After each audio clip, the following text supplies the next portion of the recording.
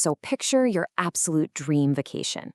We're talking pristine beaches, towering mountains, or maybe just wandering through bustling historical city streets. But let's pause for a second. What actually makes a destination ready for you? I want us to look past the beautiful scenery today and really consider the complex, kind of hidden mechanics that actually make your vacation possible. From the second you step off an airplane to the local guide you hire, there is a massive, intricate ecosystem just waiting for you. Welcome to this explainer. Today we are grabbing a backstage pass to decode the intricate supply chain and infrastructure that literally powers the global travel industry. We aren't just looking at travel as consumers this time. We're totally flipping the script to understand how destinations are built, managed, and sustained from the inside out. Here is our quick roadmap for this explainer. We're going to cover the anatomy of tourism supply, tangible versus intangible assets, nature as a core attraction, the invisible infrastructure, and finally, how destinations balance growth and sustainability. All right, let's jump right into Section 1, the anatomy of tourism supply. To really ground this explainer, we're leaning on some foundational university lectures from Vinaya Shakya back in April 2026. This academic perspective is incredibly useful because it strips away all the shiny marketing fluff and shows us exactly how destinations are developed from the ground up. So what do we actually mean by tourism supply? Well, it isn't just one single thing. It forms the absolute foundation of destination development. It's basically the total sum of everything that makes your trip happen, from massive multi-million-dollar theme parks all the way down to a simple cup of coffee at a local neighborhood cafe.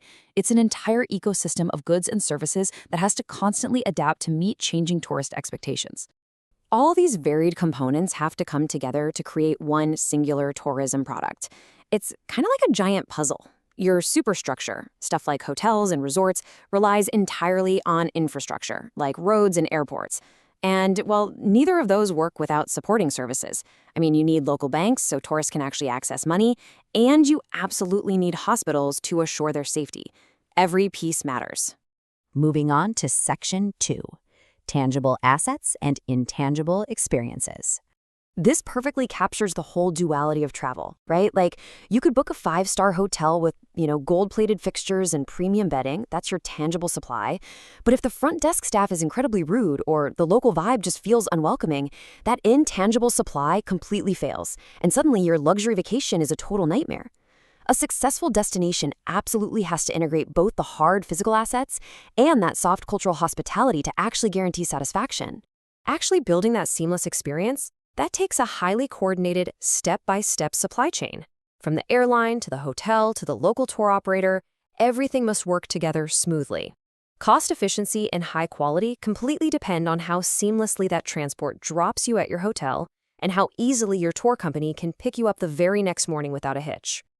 Okay, let's look at Section 3, nature as the core attraction.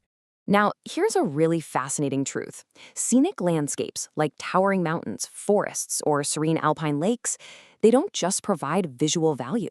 They fundamentally shape a destination's entire global image and its competitiveness. Before the luxury hotels and the massive airports are ever built, there has to be a primary reason to visit. And nature dictates so much of the travel industry's rhythm. Climate basically drives seasonal travel. Those peak and off-peak seasons we all try to navigate. But it gets better. Leveraging biodiversity responsibly can actually turn tourism into a powerful funding mechanism for conservation.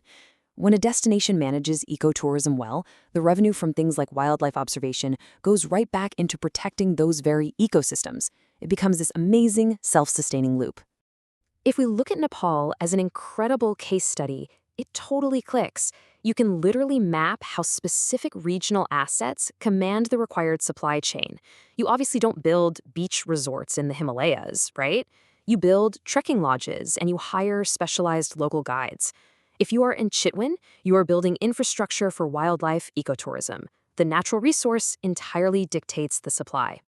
That brings us to Section 4, the invisible infrastructure. Here is the harsh reality of the industry. The most breathtaking natural wonders on Earth are practically unusable without a massive foundation of accessibility. And that usually comes from heavy government investment in transport, communication, and basic utilities. If there's no road to the mountain or no telecommunications grid out by the lake, the tourist economy there simply cannot exist. These basic structures are non-negotiable. Which leads us to this concept of destination readiness. Because honestly, it's not enough to just pave a road and call it a day. Is the area clean? Is it safe? Are there educated, highly skilled locals ready to manage a massive influx of visitors? These crucial behind-the-scenes factors are the real metrics of a location's true competitiveness on the global stage. Finally, Section 5, balancing growth and sustainability. Destinations are constantly battling severe supply challenges. We're talking about extreme seasonal demand spikes, serious skill shortages, and the very real, very scary threat of overuse causing irreversible environmental damage. When tourist demand outpaces the local supply, you get pollution, massive waste problems, and situations where rushed, poorly planned infrastructure projects actually threaten the exact ecosystems those tourists came to see. To stop that kind of destructive overcrowding, a destination has to strictly monitor what's called its carrying capacity. This is, hands down, one of the most crucial concepts in modern tourism. And it isn't just about physical capacity, like how much physical space there is. Sure, a beach might physically hold 10,000 people, but if those people destroy the coral reef, exceeding environmental capacity, or if they push locals out of their own town, exceeding social capacity, then the entire destination eventually fails. Ultimately, keeping a destination viable for the long haul takes strict regulations and deep, deep community collaboration. When local communities are actually involved in the planning process, they become the absolute best protectors of their own resources. It transforms into a shared responsibility to enforce environmental education and really push for sustainable long-term policies. So, as we wrap up this explainer, I want to leave you with this. Next time you pack your bags, take just a second to reflect on your own personal footprint within this super fragile supply and demand ecosystem. Think about all that invisible infrastructure working around the clock to support your trip. Ask yourself how you can be a traveler who adds to a destination's tangible and intangible value, rather than one who pushes it past its carrying capacity. Thank you so much for diving into the fascinating architecture of travel with me today. Keep exploring and keep learning.